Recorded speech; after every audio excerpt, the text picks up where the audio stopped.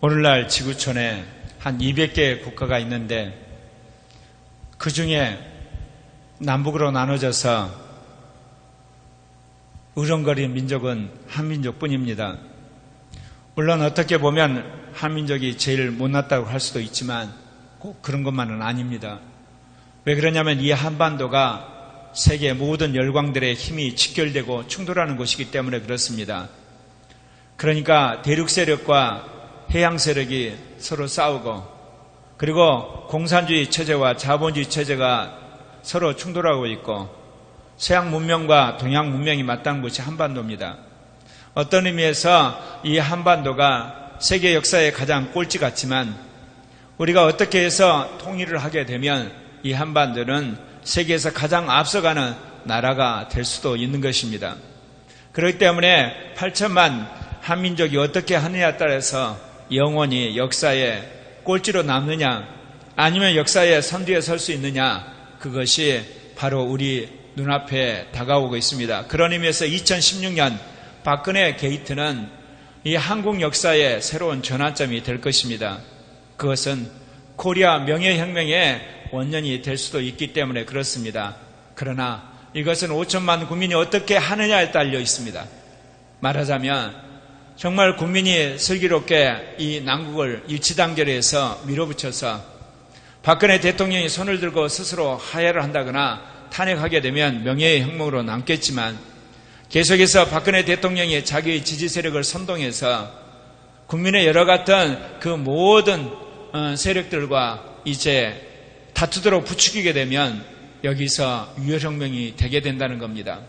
그렇기 때문에 제가 이 방송을 하게 된 것은 무엇보다도 이제 제2의 이승만을 꿈꾸는 박근혜 대통령을 하여금 모든 지금까지 야망을 내려놓고 스스로 하야하라고 하기 위해서입니다. 아울러 박근혜 대통령 하야를 위해서 싸우는 모든 국민들에게 어찌하든지 피만 흘리지 않는 그야말로 무혈혁명의 그러한 대오를 따라서 싸워주기를 부탁하는 것을 위해서 이 방송을 하게 된 것입니다.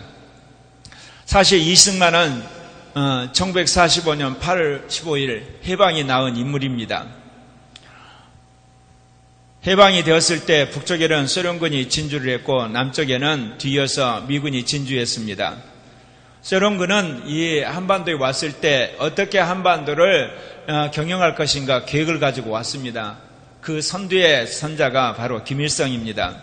그렇기 때문에 소련은 이 북쪽을 먼저 민주화하고 남쪽을 민주화시키려는 민주기지 노선을 그들이 확립하고 왔던 겁니다. 그렇기 때문에 북한의 최초의 헌법에는 인민민주주의 노선에 대한 강령들이 들어있습니다. 그것은 다름 아니라 북한을 공산화시키고 그 다음에 이어서 남한을 공산화시키는 전략이었던 겁니다. 여기에 반해 남한에 들어왔던 미군은 한반도 경영에 대한 구체적인 그런 계획 없이 들어왔습니다. 결국 나중에 들어온 이승만이 미 군정의 지지를 획득해서 한반도만의 선거에 있어서 그가 초대 대통령으로 당선이 되게 됩니다. 결국은 북한이 생각했던 인민민주주의 노선, 곧 북한을 공산하고 남한을 공산하려고 하는 전략은 1950년 6.25 전쟁으로 실현되게 됩니다. 수많은 사람이 죽게 되고 휴전 후에 결국 남북은 이제 좌우로 나뉘는 극단적인 분단체로 고쳐가 되죠. 그런데 정권을 잡았던 이승만은 그의 장기 집권에 야망이 있었기 때문에 1952년 6.25 전쟁이 계속되는 그곳에서 결국은 국회의원들을 동원해서 간선제를 직선제로 바꿉니다. 그래서 이승만은 조보암을 누르고 재선에 성공하죠. 그러나 그가 헌법으로는 중임으로 제한되어 있기 때문에 더 이상 3선이 불가능했습니다. 그래서 결국은 이것을 개헌을 하게 됩니다. 그리고 1956년 대통령 선거에서는 신익기가 다투게 되는데 신익기가 갑자기 사망함으로 조봉암과 더불어서 선거를 합니다. 그런데 의외로 조봉암이 많은 득표를 하게 되니까 결국 그를 나중에 간첩죄를 씌워서 그를 사형에 처하게 됩니다. 그리고 이 선거에서는 대통령에는 이승만이 당선이 되지만 부통령에는 이기붕이 지고 민주당 후보인 장면이 당선이 되죠. 그렇기 때문에 자유당은 점점 위기를 느끼게 됩니다. 그래서 특별히 1958년 치러진 국회의원 선거에서 민주당 의석이 많아짐으로 말미암아 이승만과 자유당은 위기를 느끼게 됩니다. 그래서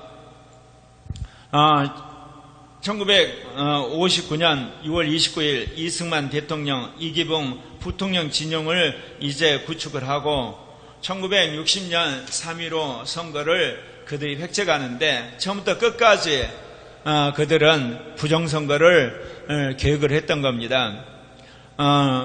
여기에 반해서 이제 민주당은 대통령 조병호 그리고 부통령 장면으로 맞서게 됩니다. 그런데 1960년 2월 25일 하와이에 신병치료차 갔던 조병옥이 죽음으로 이승만은 단독 후보가 되고 당선이 됩니다. 이제 남은 것은 이기붕입니다. 얼마나 이기붕이 부통령에 집착을 했던지 그때 모든 공무원을 통해서 선거를 하게 하고 경찰의 지시에서 부정선거를 독려를 합니다. 정치 깡배를 동원해가지고 협박을 하게 됩니다. 얼마나 그들이 선거를 조작을 했든지 선거 전에 이미 투표함에 이기붕이를 찍은 표들이 많아서 어떤 때는 100%에 육박하는 그런 결과가 나오기도 했습니다. 결국 인위적으로 70 내지 75%라고 그들이 조작하도록 할 정도로 그렇게 됐는데 결국은 1960년 3월 17일 동아일보에서는 3.15 부정선거 개표 결과 이승만이 사선에 당선하고 이기붕이 부통령에 당선됐다 보도를 했지만 그 부정선거가 들통이 나게 됩니다. 그래서 1960년 3월 16일 마산 등지에서 부정선거에 항거하는 시위가 있게 되고 그 시위 가운데 죽었던 김주열이라는 학생이 4월에 마산 아파트에서 발견이 되는데 그 눈에 체류탄이 박혀있는 게 발견이 되면서 4.19 혁명에 촉발이 되는 계기가 됩니다.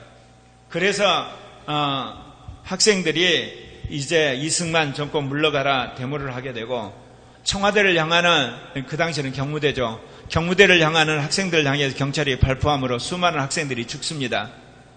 결국은 이승만 대통령이 이 사실을 알고 결국 물러나게 됩니다. 1960년 4월 27일 물러나게 되죠. 여기서 우리가 알 수 있었던 것은 권력을 잡은 자는 스스로 내려오지 않는다는 사실입니다. 헌법이 있지만 한국 역사에서 헌법을 끊임없이 개헌을 하고 또는 법률을 유린하면서 권력을 유지했던 이 이승만. 그러나 그가 4.19를 맞이해서 결국은 스스로 하야를 하고 하와이로 망명을 가게 됩니다. 1965년 미국에서 91세의 나이로 그가 눈을 감았습니다. 조국의 독립을 위해서 그가 그렇게 투쟁을 했다고 했지만 막상 그가 대통령이 되고 나니까 온갖 부정과 부패와 그리고 선거 조작을 통해서 그리고 또 개헌을 통해서 정권 연장을 했고 마지막에는 부정선거가 탄로나서 하야를 했던 겁니다. 박근혜 대통령 선거 때부터 부정선거에 여러 가지 연루된 것 때문에 시달리지 않았습니까? 나중에는 세월호 때문에 그랬고 이번에는 최순실과 더불어서 이제 모든 부정부패와 권력남용과 헌법 유린의 몸통으로서 국민의 지탄을 받고 있지 않습니까? 그런데 박근혜 대통령이 이렇듯 하야를 거부하는 것은 이 땅에 제2의 4.19를 촉발하는 그런 일이 되는 것입니다. 그렇기 때문에 정말 국민을 생각하고 그리고 이 국가를 생각한다면 빨리 박근혜 대통령이 하야해야 하는 것입니다. 그러지 않으면 이 땅에 다시금 제2의 4.19가 기다리고 있습니다. 앞으로 8개월 내지 15개월 동안 박근혜 대통령이 계속 대통령으로서 자리를 차지하고 자기 자신의 세력들을 동원해가지고 권좌를 유지하게 되면 국민 대다수가 이거를 거부하기 때문에 결국 이 땅에 엄청난 소용돌이가 일어나게 되고 그로 말미암아 유혈 사태가 일어날 것은 너무나 명확한 사실입니다. 그렇기 때문에 박근혜 대통령이 정말 최소한의 양심이라도 있다면 하루빨리 하야하십시오. 그러지 않으면 수많은 국민이 죽습니다. 제2의 4.19를 겪고 나서야 하야하시겠습니까? 그러게 되면 그동안 쌓아놨던 박정희에 대한 신화는 물론이고 박근혜 대통령에 대한 일말의 동정도 사지 못하고 비극적인 대통령으로 끝날 것입니다. 그렇기 때문에 국민들의 마지막 남은 존경심이 살아기 전에 박근혜 대통령 하야하시길 바랍니다. 그리고 또한 박근혜 대통령 하야에 참여하는 수많은 국민들에게 부탁합니다.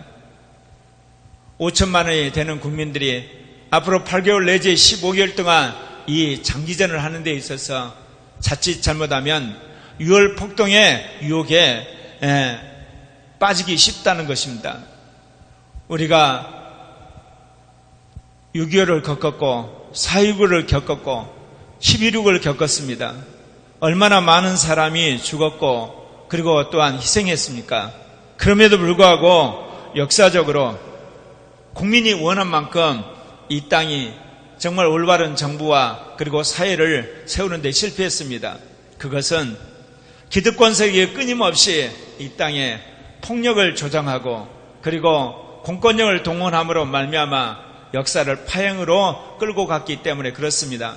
그렇기 때문에 우리 국민들은 아무리 분이 차고 그리고 또한 억울하고 분노가 치민다 할지라도 평화적으로 정권 교체를 이루어야 합니다.